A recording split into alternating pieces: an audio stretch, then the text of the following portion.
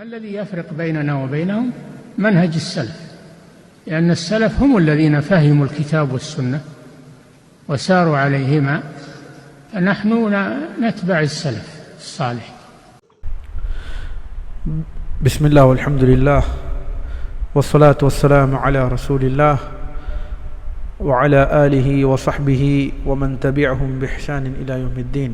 أما بعد، السلام عليكم ورحمة الله وبركاته. الحمد لله. الله நடிகார்களே, பாரக்கல்லாஹு ஃபீக்கும்.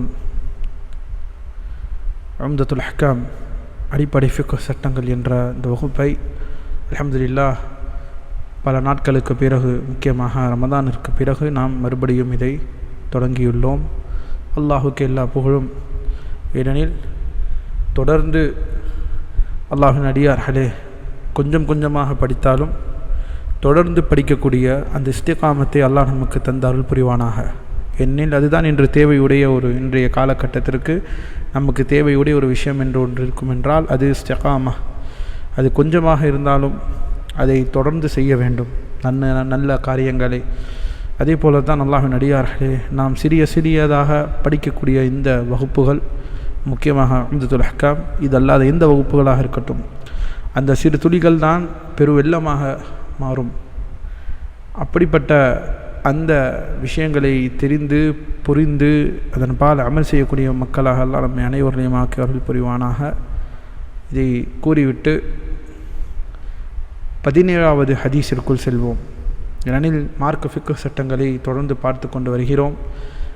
அதிலும் முக்கியமாக இந்த தலைப்பு எதுவரை முடிந்தோம் என்றால் தூய்மை சட்டம் என்ற இந்த அடிப்படையில் ஒரு முக்கியமான தலைப்பை முடித்திருக்கிறோம். தூய்மை சார்ந்த இந்த விஷயங்களை பற்றி நாம் முக்கியமான அந்த விஷயங்களை முடித்திருக்கிறோம். கடைசியாக நாம் பார்த்த ஹதீஸ் நாம் எல்லோரும் தெரியும், அல்லாஹ்வின் அடியார்களே, இந்த கபரு வேதனையில், அதாவது சிறுநீர் கழித்த இடத்தை ஒழுங்காக சுத்தம் செய்யாமல் இருப்பதினால் அந்த கபரு வேதனை அடையக்கூடியவர்களுடைய நிலை என்பதை பார்த்தோம். அடுத்ததாக இரண்டாவது, இந்த கிதாபு தஹாரா, இந்த சுத்தம் சார்ந்த இந்த தஹாரத் முழுமையாக இஸ்லாம் எந்த அளவிற்கு தூய்மையுடைய சட்டத்திட்டங்களை நமக்கு வகுத்திருக்கிறது என்ற இந்த ஒட்டுமொத்த இந்த கிதாபிற்கு, இந்த உம்தத்துல் அஹ்காம் என்ற கிதாபிற்குள் இருக்கக்கூடிய இந்த தலைப்பின் கீழ் வரக்கூடிய இரண்டாவது தலைப்பு என்னவென்றால் பாபு சிவாக், அதாவது மிஸ்வாக்கை பற்றி வருகிறது. பல் துலக்கும் மரக்குச்சி, அதாவது மிஸ்வாக் என்றால் பல் துலக்கும் மரக்குச்சி, பற்களை துலக்குவதற்கு, பற்களை தீட்டுவதற்கு பயன்படுத்தக்கூடிய, சுத்தம் செய்யக்கூடிய அந்த மரக்குச்சி தான் மிஸ்வாக் என்று சொல்வோம். இதை பற்றி அல்லாஹ்வின் தூதர் ஸல்லல்லாஹு அலைஹி வஸல்லம் என்னவெல்லாம் கூறியிருக்கிறார்கள், இதன் சார்ந்து வரக்கூடிய ஹதீஸுகள் என்ன? ஏனெனில் அல்லாஹ்வின் அடியார்களே, ஏன் இதை பார்க்கிறோம்? அனைத்தையும் ஷேக் அவர்கள் இந்த இடத்திலே விவரிப்பார்கள். நாம் ஏற்கனவே தெரியும், இந்த நூலுடைய ஆசிரியர் அல் இமாம் அப்துல் கனி அல் மக்திசி ரஹிமஹுல்லாஹு தஆலா, 600ஆம் நூற்றாண்டிலே மரணித்த ஒரு இமாம் அவர்களுடைய தொகுப்பு ஹதீஸுகளை எடுத்து இந்த புத்தகத்தில் வைத்து இதற்கு உம்தத்துல் அஹ்காம் என்று பெயரிட்டுள்ளார்கள். பின்னால் அந்த உலமாக்கள் இதற்கு விளக்குரை எழுதினார்கள். அதில் ஒரு விளக்க உரை தான் தைசீருல் அல்லாம் என்ற இந்த நூல். இந்த நூல் இந்த ஹதீஸ்களுக்கு விளக்கம், எந்த விதமான, அதாவது அது முக்கியமாக ஹரமைன், ஹரம்களை உடைய நாடாக இருக்கட்டும், சவுதியாக இருக்கட்டும், பல பல்கலைக்கழகங்களிலும் பள்ளிவாசல்களிலும் முக்கியமாக ஃபிக்ஹ் மார்க்க சட்டத்திட்டங்களை ஒரு மாணவன் படிக்க வேண்டும் என்றால் அவர்கள் மிக முக்கியமாக சொல்லக்கூடிய ஒரு புத்தகம் என்னவென்றால் அது உம்தத்துல் அஹ்காம் என்று சொல்லப்படக்கூடிய பிரபலமாக இருக்கக்கூடிய இந்த ஹதீஸ் தொகுப்புகள்.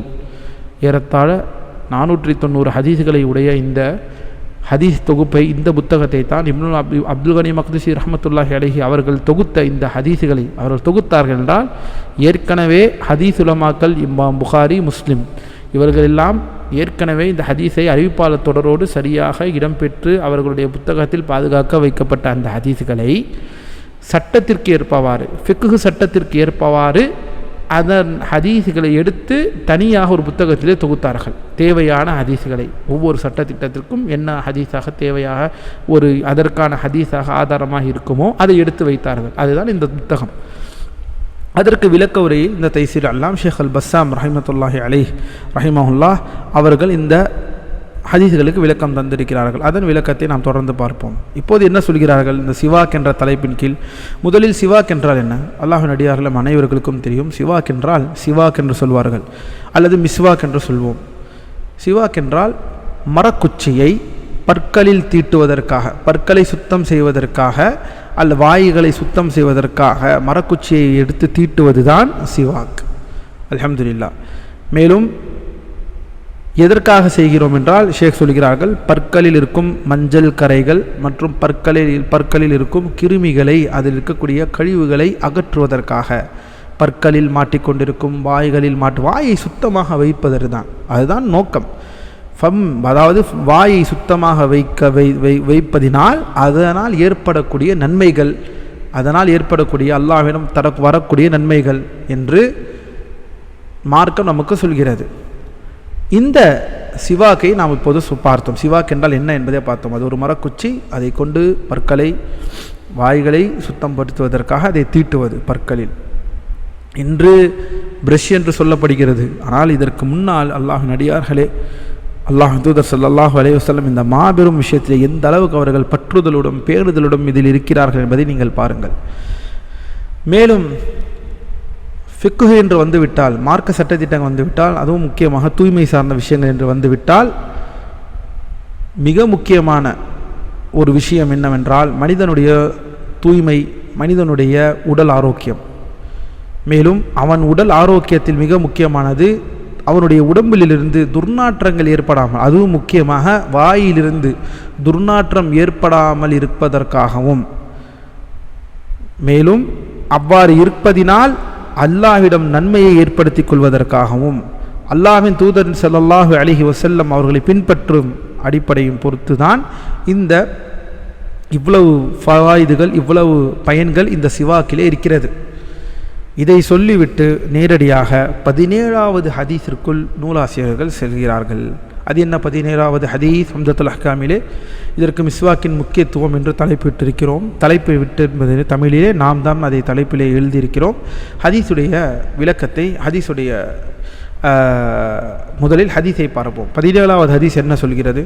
عن أبي هريرة رضي الله عنه أن رسول الله صلى الله عليه وسلم قال لولا أن أشق على أمتي لأمرتهم بالسواك عند كل صلاة.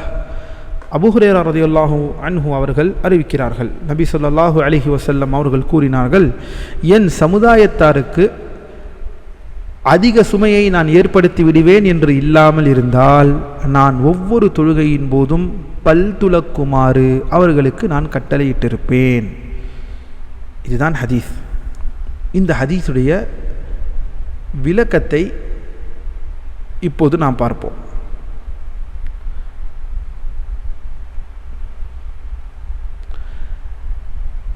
என்ன சொல்கிறார்கள் நூலாசிரியர், விளக்க உரையாளர்? அல்லாஹ்வின் அடியார்களே, இந்த ஹதீஸுடைய பொதுவான பொருள் என்ன? அல்லாஹ்வின் தூதர் ஸல்லல்லாஹு அலைஹி வஸல்லம் நமக்கு எல்லா நன்மையும் இந்த பூமியிலே நமக்கு காட்டி தந்திருக்கிறார்கள். அதிலும் முக்கியமாக நமக்கு உபதேசம் என்றால் அது அல்லாஹ்வின் தூதர் நமக்கு தந்த உபதேசங்கள், சுப்ஹானல்லாஹ், எண்ணற்ற உபதேசங்களை கொடுத்திருக்கிறார்கள். அதுவும் முக்கியமாக தன் உம்மத்துக்கு எல்லா நேரங்களிலும் நலவையே நாடுவார்கள் அல்லாஹ்வின் தூதர் ஸல்லல்லாஹு அலைஹி வஸல்லம். அதிலும் அதன் ஒரு வாயிலாகத்தான் எல்லோரும் அந்த நன்மையை செய்வதனால் அவர்கள் என்ன முழுமையான நிம்மதியை பெறுவார்கள், முழுமையாக நிம்மதியை பெறுவார்கள். அந்த நிம்மதியை, அந்த அல்லாஹ்வின் தூதர் சொல்லக்கூடிய ஒவ்வொரு விஷயத்தையும் அதை நன்மையாகவே அது நமக்கு அமையும். அதை செய்வதனால் நமக்கு சந்தோஷமும் இன்பமே நமக்கு கிடைக்கும். அவ்வாறு அதன் அடிப்படையில் ஒரு விஷயம்தான் நமக்கு நன்மையை காட்டினார்கள் என்று வருகிறது அல்லவா? அல்லாஹ்வின் தூதர் எல்லாவற்றுக்கும் நன்மையே நமக்கு நாடியிருக்கிறார்கள் நம் உம்மத்திற்கு. அதில் ஒன்றுதான் பல் துலக்குதலை அல்லாஹ்வின் தூதர் ஸல்லல்லாஹு அலைஹி வஸல்லம் நமக்கு அந்த விஷயத்திலே அதிகமாக ஆர்வம் நம்மை படுத்தியிருக்கிறார்கள். ஏன்? ஏனெனில் இதில் இந்த பல் துலக்கத்தினால் ஏற்படக்கூடிய பல நன்மைகளை அல்லாஹ்வின் தூதர் ஸல்லல்லாஹு அலைஹி வஸல்லம் அறிந்ததினால் அதனால் ஏற்படக்கூடிய நன்மைகள் இவ்வுலகத்திலும் சரி, இம்மையிலும் சரி, மறுமையிலும் சரி, இது மாபெரும் நன்மைகளை ஒரு முஃமினுக்கு பயிற்றுவிக்கும் என்பதை அறிந்ததினால் ஸல்லல்லாஹு அலைஹி வஸல்லம் என்ன செய்ய வந்து விட்டார்கள்? எல்லா தொழுகையிலுமே இதை கடமையாக்க முன்வந்தார்கள். அல்லாஹ்வின் புறத்திலிருந்து இதை கடமையாக்க முன்வந்தார்கள் ஸல்லல்லாஹு அலைஹி வஸல்லம். ஆனால் அவர்கள் அல்லாஹ் அவர்கள் என்ன ரஹ்மத்தானவர்கள், நம்மீது கருணையாளராக இருக்கிறார்கள். அல்லாஹ்வின் தூதர் ஸல்லல்லாஹு அலைஹி வஸல்லம் நம்மீது அக்கறை உடையவர்களாக இருக்கிறார்கள். பயந்து விட்டார்கள். எதற்கு பயந்து விட்டார்கள்? அல்லாஹ் சுப்ஹானஹு வ தஆலா ஒருவேளை இந்த உம்மத்திற்கு இந்த மிஸ்வாக்கை பல் துலக்குதலை ஒவ்வொரு தொழுகையின் மீதும் கடமையாக்கி இருந்திருந்தான் என்றால், உதுவை போன்று இதை கடமையாக்கி இருந்திருந்தான் என்றால், இஃப்ருத் அலைஹிம் அவர்கள் அதை நிலைநிறுத்தியிருக்க முடியாமல் போய்விடும் என்று பயந்தார்கள். அதனால் அவ்வாறு அவர்கள் நிலைநிறுத்தாமல் போய்விட்டால், கடமையை நிலைநிறுத்தவில்லை என்றால் என்ன ஆகிவிடும்? கடமையை நிலைநிறுத்தவில்லை என்றால் பாவத்தாளியாக ஆகிவிடுவோம்.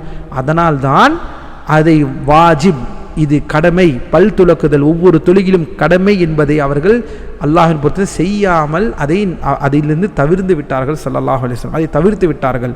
எதற்காக? பயந்தார்கள். அச்சம், நம்மீது ஒரு அச்சம். ஏன்?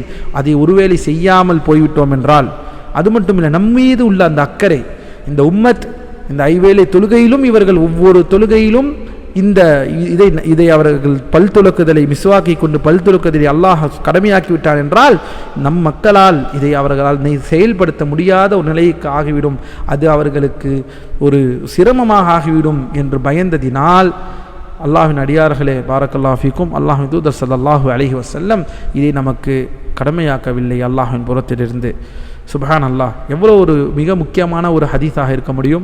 அல்லாஹ்வின் தூதர் எந்த அளவிற்கு நம்மீது அக்கறை செலுத்தியிருக்கிறார்கள், எவ்வளவு நம்மீது கரிசனமாக இருந்திருக்கிறார்கள், எவ்வளவு நம்மீது பாசமாக இருந்தது என்றால், அதை கடமை என்று ஆக்கிவிடலாம் என்று அவர்கள் ஆசைப்பட, ஆனாலும் அதிலிருந்து தவிர்ந்திருக்கிறார்கள். சுப்ஹான் அல்லாஹ், இதுதான் இந்த ஹதீஸுடைய சாரம்சம்.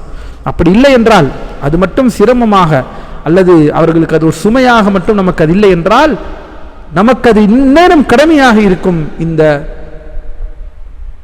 பல் துலக்குதல் ஒவ்வொரு தொழுகையிலும். சுப்ஹானல்லாஹ், இந்த ஹதீஸில் ஏற்படக்கூடிய, இந்த ஹதீஸில் நாம் பயன்பெற்ற ஃபாயிதாக்கள் என்ன?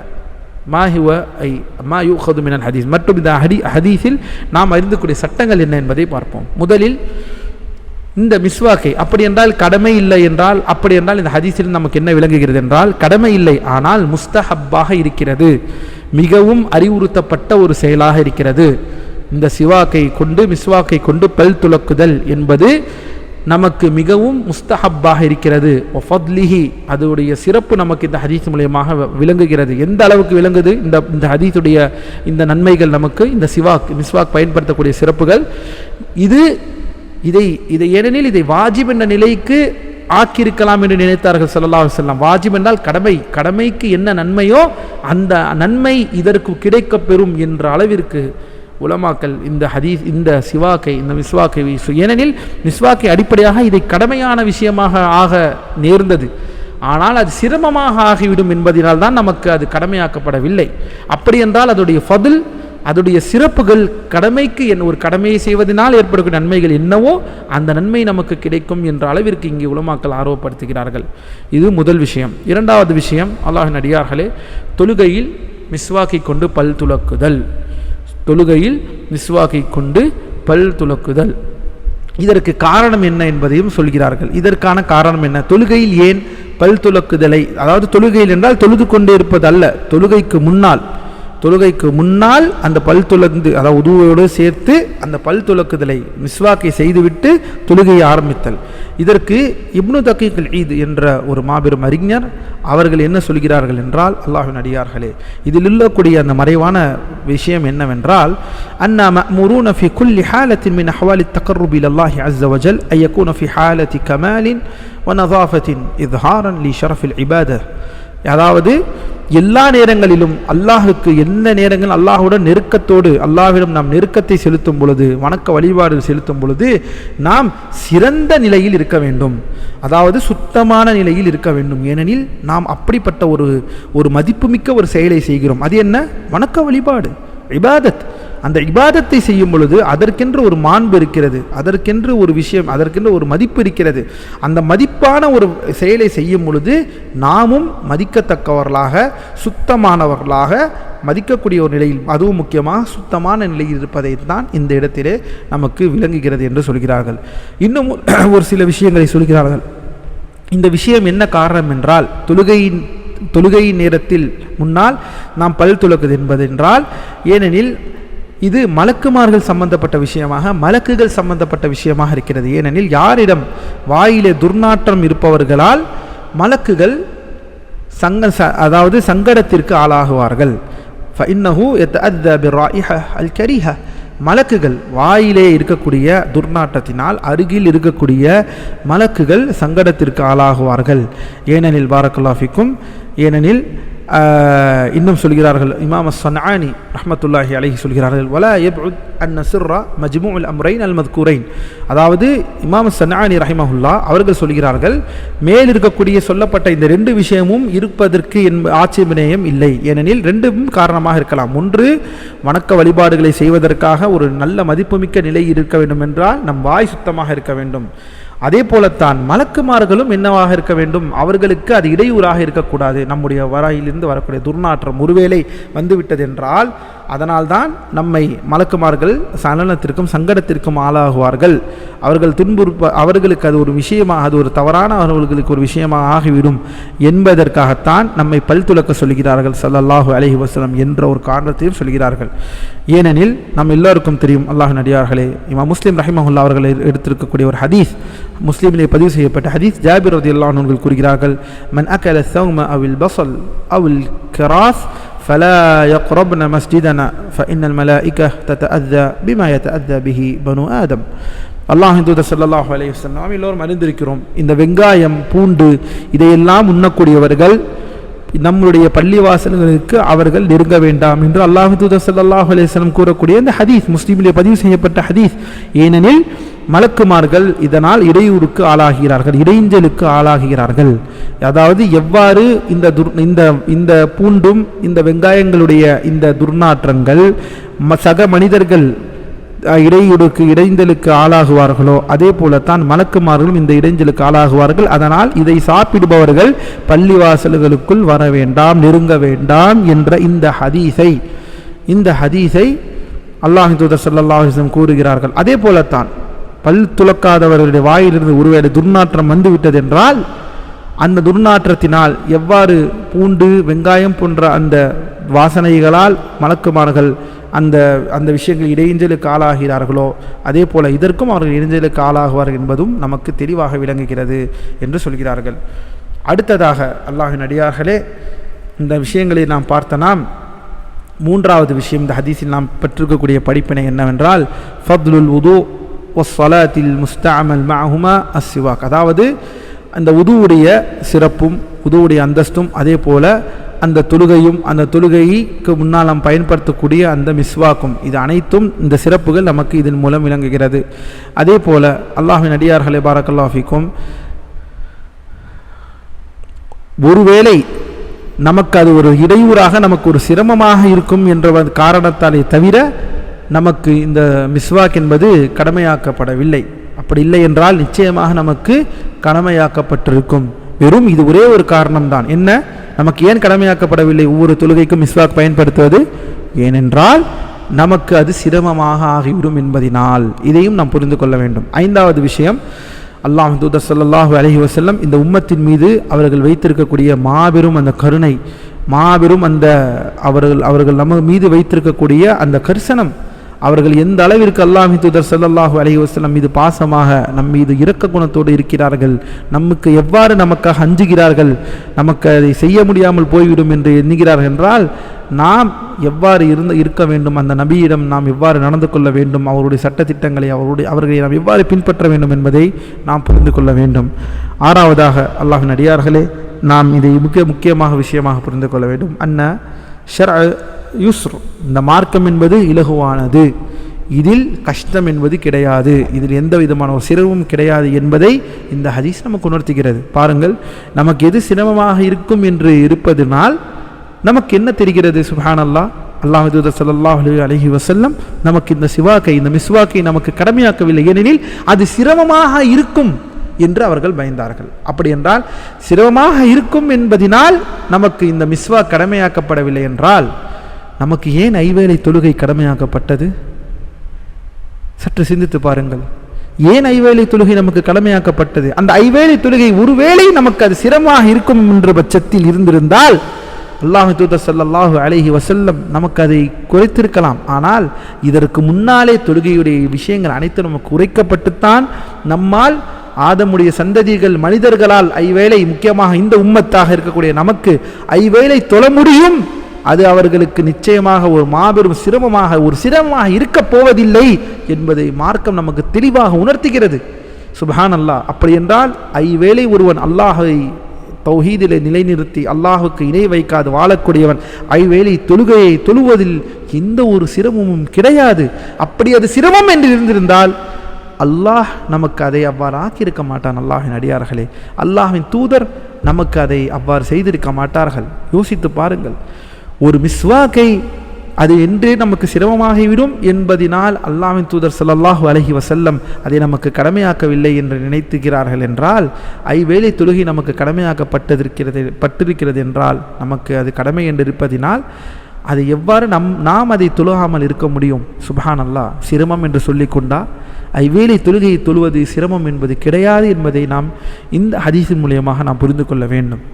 அதே போல அல்லாஹ்வின் அடியார்களே, மிக முக்கியமான ஒரு விஷயம், அடுத்ததாக கடைசியாக இந்த ஹதீஸில் நாம் பயன்பெற்றக்கூடிய மிக முக்கியமான ஒரு விஷயம் என்னவென்றால், அன்னதர் அல் மஃபாசித் முகத்தமுன் அலல் ஜல்பில் மசாலிஹ்.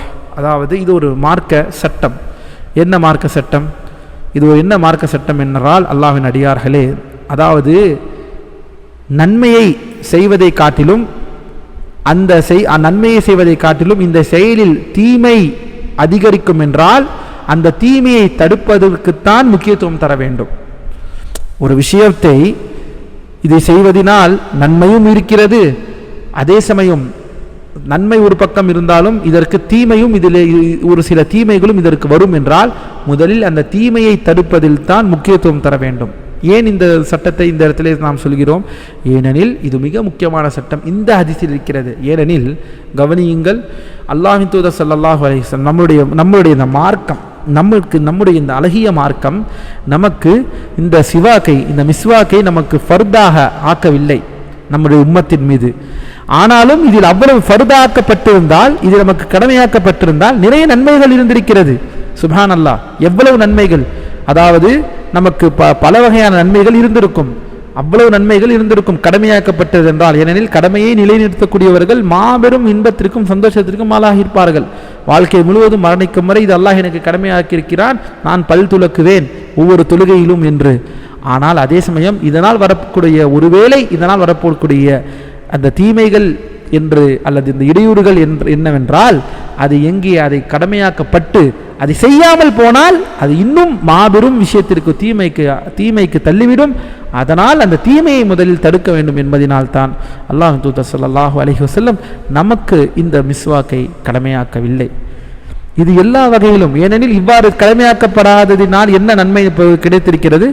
அதாவது யாரும் செய்யாமல் நிறைய பேர் செய்யாமல் இருந்திருப்பார்கள், அவர்கள் பாவத்தாளியாக இருப்பார்கள் இந்நேரம். ஆனால் அல்ஹம்துலில்லாஹ் நம்மை பாவத்தாளியிலிருந்து அல்லாஹ் நம்மை காப்பாற்றி விட்டான். ஏனெனில் அதை நமக்கு அல்லாஹ் சுப்ஹானஹு வ தஆலா நமக்கு அதை கடமையாக்கவில்லை. அல்ஹம்துலில்லாஹ். அப்படி என்றால் என்ன? நன்மைகள் என்னதான் ஒரு விஷயங்கள் இருந்தாலும் அல்லாஹ்வின் அடியார்களே, அதை காட்டிலும் தீமைகள் அதிலே அதிகம் பெருசாக இருக்கும் என்றால் அந்த தீமையை தடுப்பதற்குத்தான் முக்கியத்துவம் தர வேண்டும். இது மார்க்க அடிப்படை சட்டமாக இருக்கிறது. அல்ஹம்துலில்லாஹ்.